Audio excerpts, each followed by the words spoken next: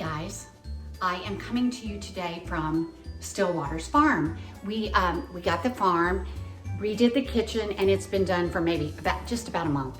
And we came up here for the Arctic freeze, and just like most of the rest of Texas, we've had no power, no water. We did get power last night, so I'm so excited. We do have well water, but we are up on pier and beam, so under our house has been really, really cold, and we turned our water off because we did have one pipe that we thought was maybe a little frozen and we didn't want it to burst. So I'm gonna cook for you today, emptying out the freezer, and I'm delighted and so thankful and blessed to have warmth and a bunch of things that I can pull together and make a delicious shepherd's pie. So come with me today from Stillwater's farm. Now, who doesn't love a pie that's made out of meat and potatoes? So I have a bunch of potatoes that are on the verge of being a little too soft for anything else but mashed potatoes. And so that's what we top shepherd pie with. Shepherd pie is basically just what you might think it is. It's something the shepherds might have made way back when. It's a meat, usually lamb, but of course in America we use ground beef for everything. Don't you love my little chopping block here? I had this, I don't know if you can see it, I'll show you later. This had a piece of granite on the top of this island, and I really wanted something that I could use for, you know, rolling out pasta, rolling out pie dough, all kinds of food prep between my kitchen sink and my oven. So I took the granite off and I had a piece of walnut cut, a nice thick walnut, and I am hoping to just bang it up, goo it up, cut it up. Maybe someday it'll look like old butcher block, and my kids will remember a lot of fun times here at the farm. Okay, potatoes are going. Y'all know I always have a towel over my shoulder. I want you to see this towel that my sweet friend and Hannah's mother-in-law got me when we first bought the farm. She knows I'm a chicken girl at heart. And I love you, Sissy Wit. Thank you for the towel. I use it all the time. Now, I am going to start on the meat. Oh, sorry. Oh, pepper in the potatoes. Oh, guys, this is not what I'm gonna cook in, but I wanna show you. Look at this. When I was going to a little junk shop here in Brenham, because that's the first place I go when I go to a new town. I go to the thrifts and the junk stores. I found this adorable little favorite Pika-ware skillet, and it was full of somebody else's like dried, I don't know, gravy or something. I told them I'd give them $5 for it, and they took it. I looked it up on eBay, and this thing's worth like $100. I'm so excited. I love cast ironware. Anyway, I'm not cooking with that today, but just thought I'd share my exciting find.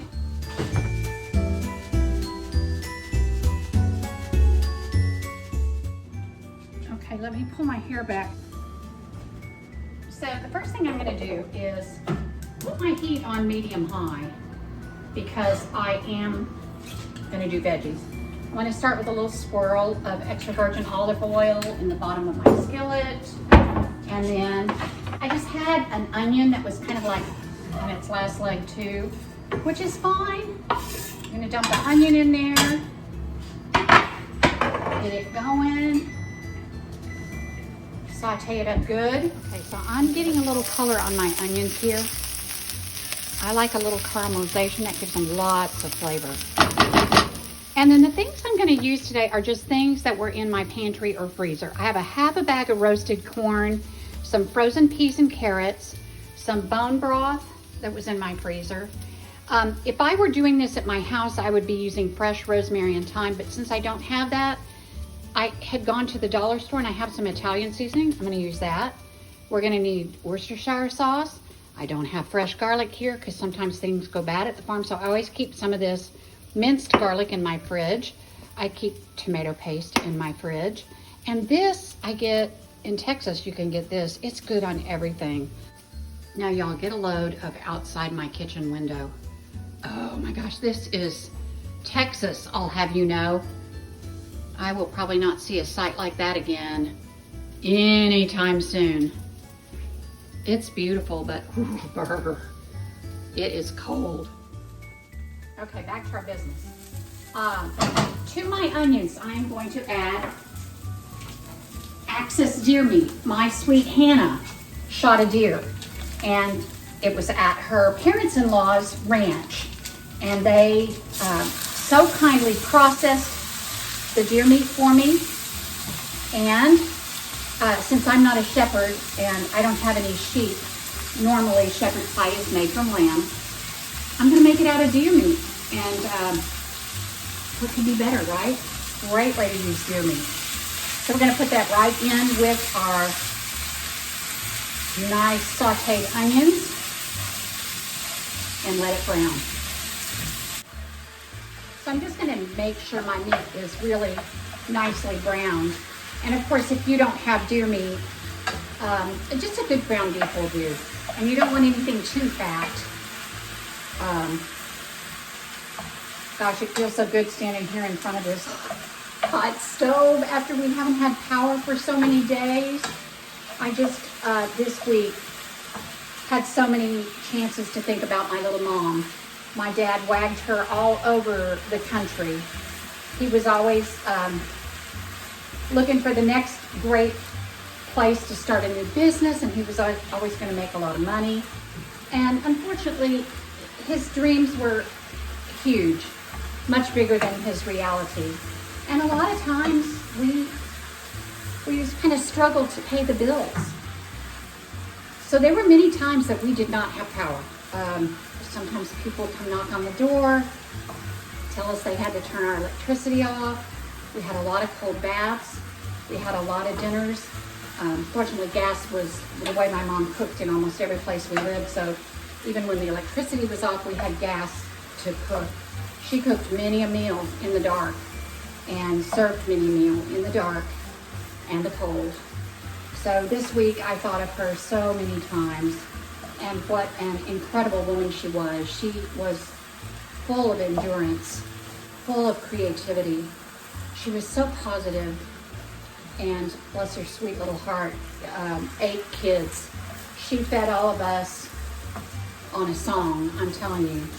She could make a pound of ground beef go farther than anybody you ever met. So this week, she was on my heart a lot. Love that Bonnie. She was a saint.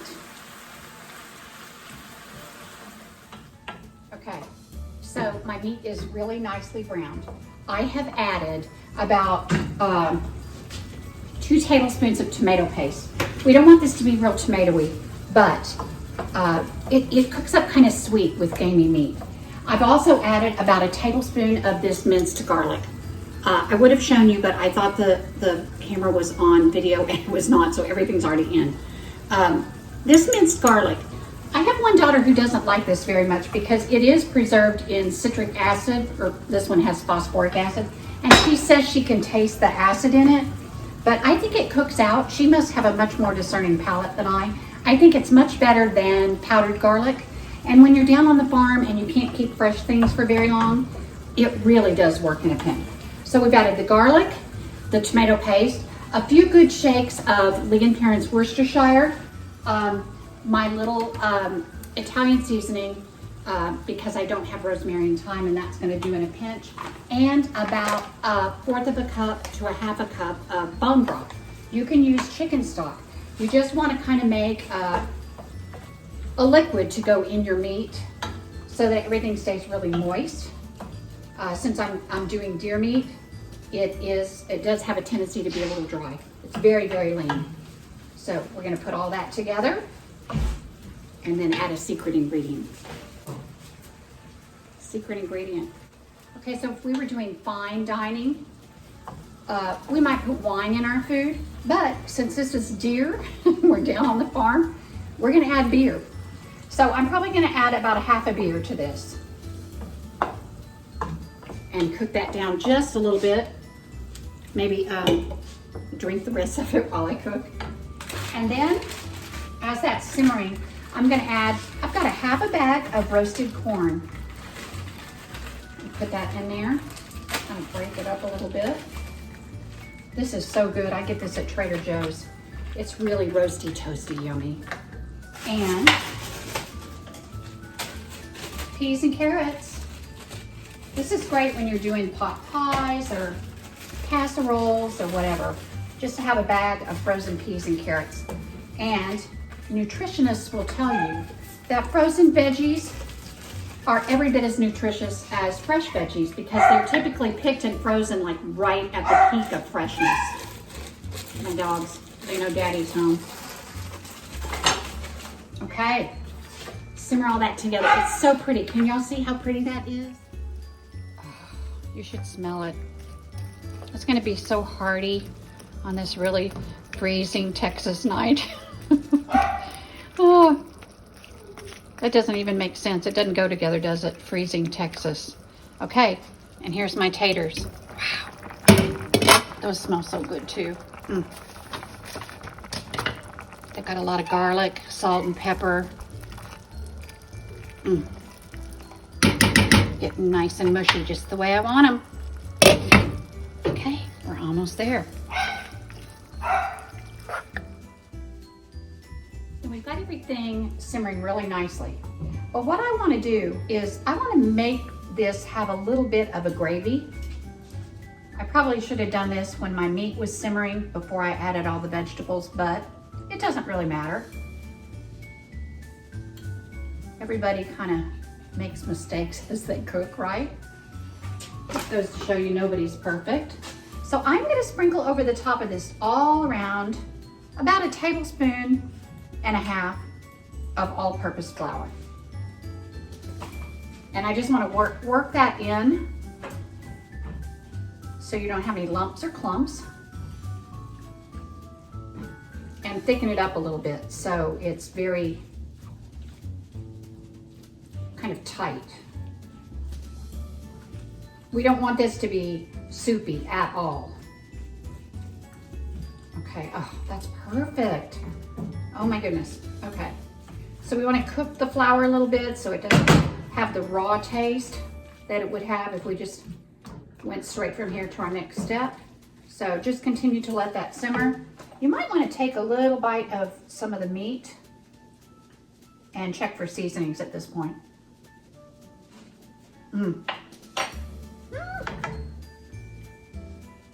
More salt, definitely more salt. We have a lot of veggies in there, remember.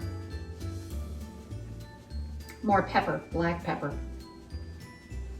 All right. And while that's finishing up, I'm gonna mash my taters.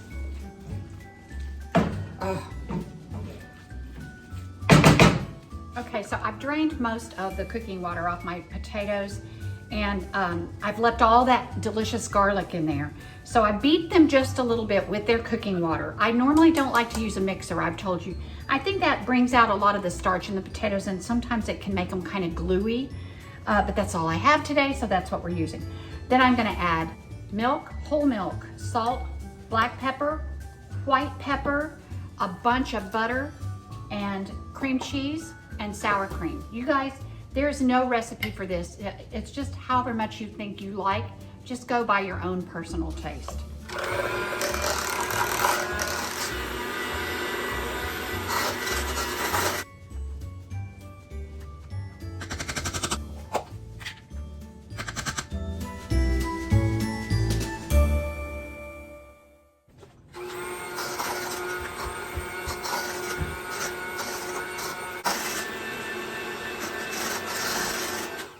Okay guys, here's how we put it together. Look how nice and tight this mixture is. That's exactly what we want. Okay, so you can do it in any kind of a dish that you want. I'm gonna put some in a casserole dish.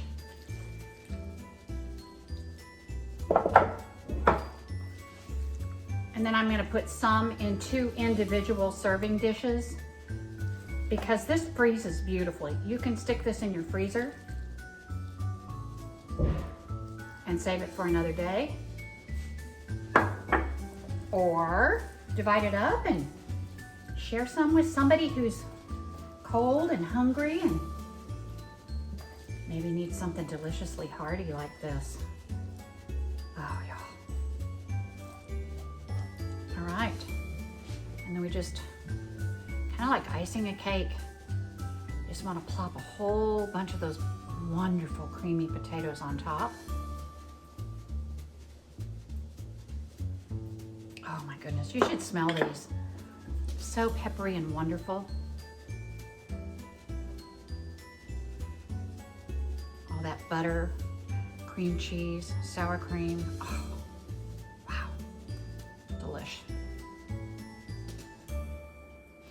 Okay, and then we're just gonna dump the rest on top of this other big old casserole. I like a lot of taters, guys.